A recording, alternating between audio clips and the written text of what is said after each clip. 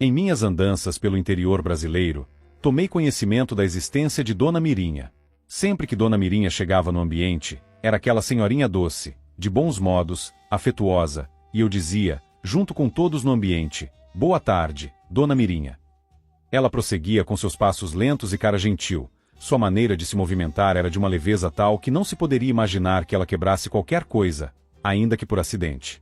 O tratamento amável que lhe era conferido podia ser considerado unânime. Respeito geral pela vetusta senhora. Esses lugares eram simples e rústicos. Caminhos de terra, fogão de lenha, galinha caipira e café doce demais para o meu gosto. Tudo aquilo lembrava muito a Hora e a Vez de Augusto Matraga, obra de ficção de Guimarães Rosa, na qual se retrata como antigamente bandos de vagabundos armados faziam a festa nessas regiões. Inclusive os locais que inspiraram o truncado romancista eram praticamente os mesmos. O ambiente interiorano sempre foi marcado por essas relações naturais, que muitas vezes dão origem ao arbítrio, mas no geral os próprios personagens se regulam e resquícios de coronelismo são notados com aquelas referências a líderes locais e suas famílias, provavelmente o único elemento organizador nesses povoamentos por décadas. Muitas disputas de poder ocorridas nessas regiões se perderam no tempo, sequer foram registradas. É impossível exigir que o poder público esteja presente para preveni-los, e se é assim na atualidade, com toda a tecnologia ao nosso alcance, veja lá como eram as coisas no tempo da juventude de Dona Mirinha. Pois bem, essa mesma senhora teve revelado seu passado durante alguns almoços e cafés, tudo dito em tom alegre, insuspeito e com uma leveza fenomenal. Antigamente, havia na região um pistoleiro e ele correu fugido da polícia para se embrenhar em sítios mais afastados, tendo que viver boa parte de sua vida nessas condições. O lugar havia sido providenciado por algum conhecido seu. Esse sujeito tinha matado outra pessoa, não recordo a exata idade que ele tinha na época, mas já era mais velho e beirava lá para os 40 e poucos anos. Ocorre que nesse sítio havia uma cabana em que Dona Mirinha vivia. Naquela época ela contava com seus 16 anos. Os dois se conheceram e daí resultou o amorzinho entre os dois. Tiveram filhos, o pistoleiro morreu de velhice, restou Dona Mirinha com sua descendência e essa ficou sendo a história da família. Há muito cheguei à conclusão de que deve haver uma certa equiparação moral entre as partes envolvidas em um relacionamento.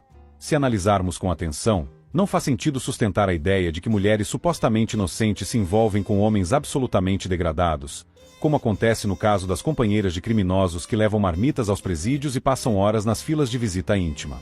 A concepção que aqui pretendo estabelecer é que vícios e virtudes são vasos comunicantes na união carnal e matrimonial.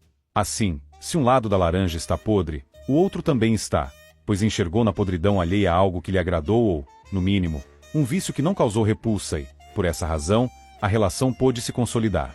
Não existe mulher coitada com homem vagabundo. Ainda assim, encontraremos bandidólatras tentando repaginar essa situação e conferir-lhe termos mais dignos, o que só prova que o charme que as mulheres de vagabundos nutrem por seus criminosos também encontra mecanismos ideológicos de cumplicidade em partes da sociedade.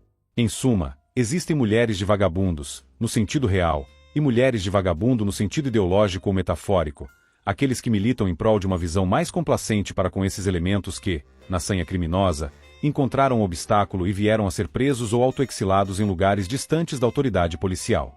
Mas quem diria? Dona Mirinha havia gemido na vara do bandidão.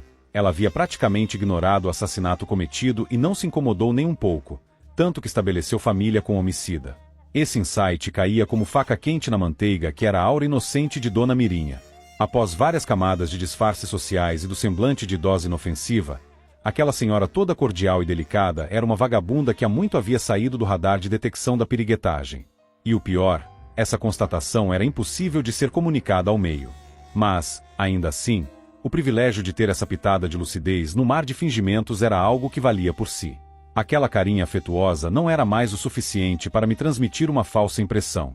Então, quem imaginaria que aquela doce senhora estralava junto com o bandidão pistoleiro em tempos passados? Não obstante, no presente, seguia despercebida, como uma velha de paróquia, quase muda, quase santa. Cuidado com os velhos que, só por causa dos cabelos brancos, tentam inspirar respeito. Muitos deles fizeram merdas monumentais na juventude, aprontaram de tudo e, quando a velhice chegou, passaram a posar com seus cabelos grisalhos e aquele semblante calmo de quem carrega sabedoria. Aí vem o momento em que se colocam como conselheiros, dedo em riste, para dizer aos jovens o que não devem fazer. Mas fazem isso só porque já não conseguem mais fazer as mesmas merdas que faziam antigamente.